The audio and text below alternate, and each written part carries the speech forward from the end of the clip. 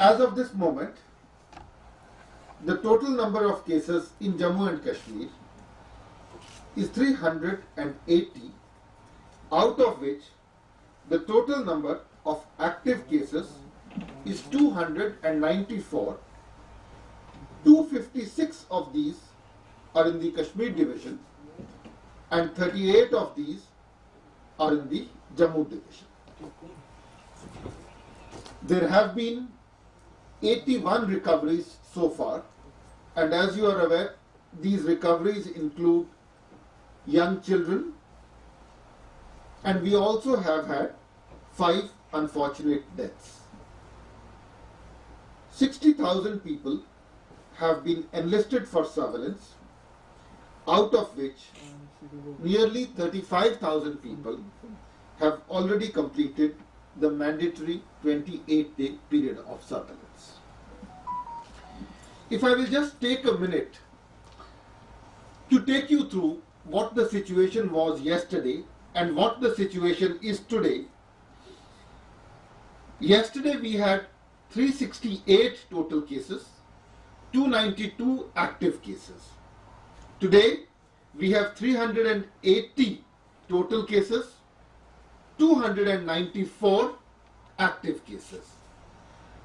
So while we have had 12 cases added, we also have had 10 recoveries happening. While there were 251 active cases in Kashmir yesterday, today there are 256 active cases. Similarly, while there were 41 active cases in Jammu yesterday, today there are 38 active cases. One more thing, for the first time we have had an active case discovered in Kathua today.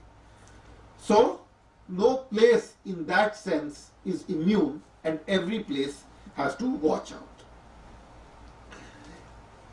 Based on the results that we have been receiving about the number of active cases and other parameters, 5 districts, Bandipur, Baramulla, Kupwara, Srinagar and Jammu, have been identified as hotspots in Jammu and Kashmir. You are all aware that we give you daily district-wise details of cases, and those of you who have taken some time to read would have realized that these districts account for nearly 4/5 or 80% of the active cases in the Union Territory.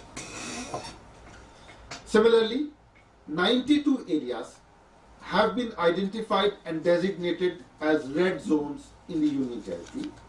14 of these are in the Jammu division and 78 are in the Kashmir division. These red zones will be under stricter restrictions on movement, extra surveillance and enhanced testing.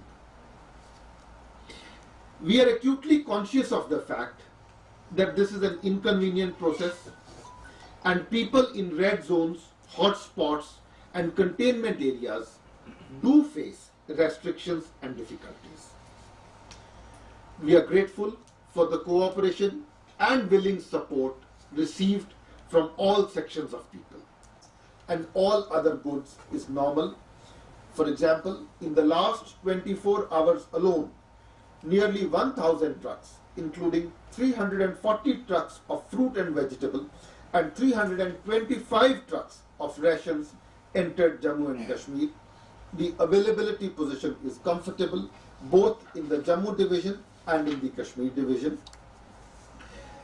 In order to facilitate that there is no problem in supply of essential commodities to the general public, important and essential industries have been allowed to function. Essential trucks carrying essential goods have been allowed to function with due precautions. Detailed guidelines in tune with and in the spirit of MHA directions have already been issued. Detailed SOPs have been framed, and detailed mechanisms for permissions, passes, etc. streamlined, formulated and announced. All these advisories, all these SOPs, all these detailed mechanisms are available on the website of the GAD of the Jammu and Kashmir government. Deputy commissioners have also taken out detailed advisories and guidelines. These are available on the websites of all deputy commissioners. We are conscious of the fact that a number of our brothers and sisters are facing economic hardship because of this lockdown. Both the UT administration and the Government of India have announced a series of welfare steps in order to mitigate these hardships. The welfare measures announced by the Lieutenant Governor and the UT administration from time to time, and by the Government of India under the Pradhan Mantri Garib Kalyan Yojana are being implemented vigorously. The UT administration alone has released nearly 100 crore rupees to deputy commissioners, divisional commissioners